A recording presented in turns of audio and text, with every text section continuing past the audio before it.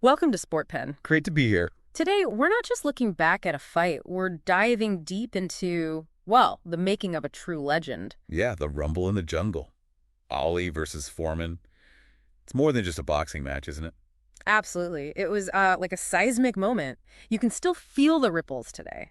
We're going to unpack those pivotal shifts, the sheer will, the audacious moves that made it timeless. And really sets the stage for a bigger question, right? Yeah. What actually makes someone, or even a team, or a season, iconic in sports? Yeah. How do they rewrite the history books? Exactly. And Ollie's journey to that night in the fight itself, it's just such a powerful example of redefining what everyone thought was possible. It wasn't just about, who hits harder. It was much, much deeper. Totally. And think about where it all started. That almost legendary story, right? Cassius Clay, kid gets his bike stolen. And ends up in Joe Martin's boxing jet. Just like that. And then what, 6 weeks later, he's in his first bout, wins it. It's incredible speed. And then, boom, 1960 Rome Olympics, gold medal. That's not just raw talent, though. That's something else. That's fire from the get-go. And he had that famous quote, didn't he, about hating training. Oh, yeah. I hated every minute of training, but I said, don't quit, suffer now, and live the rest of your life as a champion. Wow. I mean, that tells you everything about his mindset, even back then. That kind of self-discipline. That vision, right, to see the end goal and just push, even when it's tough. Yeah, it's a real hallmark of people who do extraordinary things, that self-awareness. And speaking of self-awareness, that leads right into the name change. From Cassius Clay to Muhammad Ali. A huge moment. Not just changing a name, it was reclaiming identity. It really was a massive act of self-determination, saying, this is who I am, this is who I choose to be. Exactly. Taking control of your own story. In a world that tries to label you, that's incredibly powerful. It goes way beyond just him. Then you've got 64, the fight that really put him on the map globally.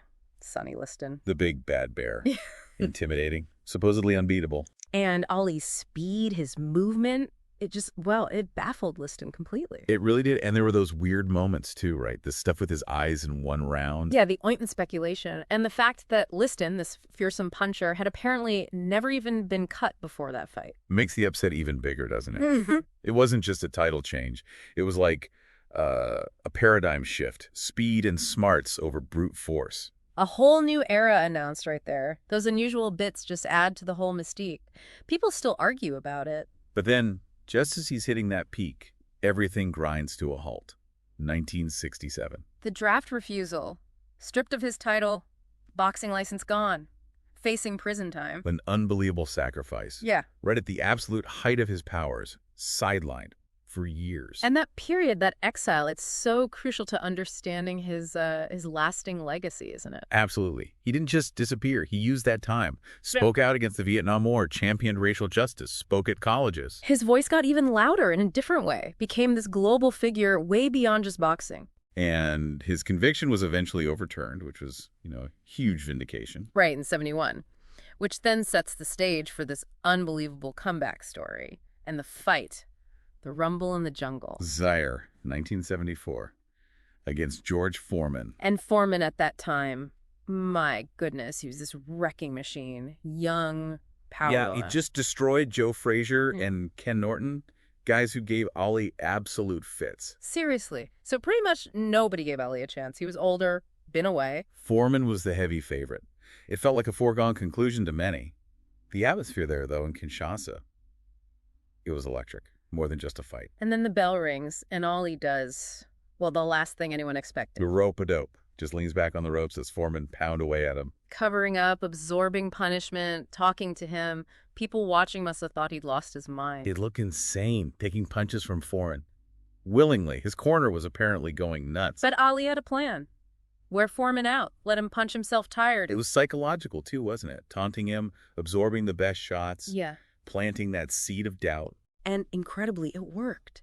Round after round, Foreman's getting visibly tired, frustrated. Those powerful shots start losing their snap. He's throwing arm punches. And then 8th round, Ali sees his opening, unleashes this quick combination. And Foreman goes down. It was stunning. Against all odds, Ali's the heavyweight champion of the world again. Just incredible. And that Foreman quote about it is amazing. Oh, yeah. He said something like, I thought Ali was just one more knockout victim until about the 7th round. I hit him hard to the jaw, and he held me and whispered in my ear, "That all you got, George?" Chilling. Foreman said, I realized that this ain't what I thought it was. That just sums up Ali's mental game, doesn't it? Yeah. The rope-a-dope wasn't just defense, it was offense against the mind. And you mentioned his corner freaking out. They were against it. Yeah, worried he was taking too much damage. But Ali knew. Maybe he sensed he didn't quite have the same speed after the layoff. So he adapted, found a different way to win. Brilliant, really. That adaptability is key, isn't it? Great champions evolve. They find new paths when the old ones close. And the Rumble wasn't, like, the end of the story either. There were more huge fights. Oh, absolutely. The Thrilla in Manila against Frazier. Brutal. Ali called it the closest thing to dying, which says everything. And the respect he eventually showed Frazier, calling him the greatest fighter of all times next to me. That mutual pushing each other to the absolute limit. Yeah. And even fights like the one against Chuck Wepner, which supposedly inspired Rocky.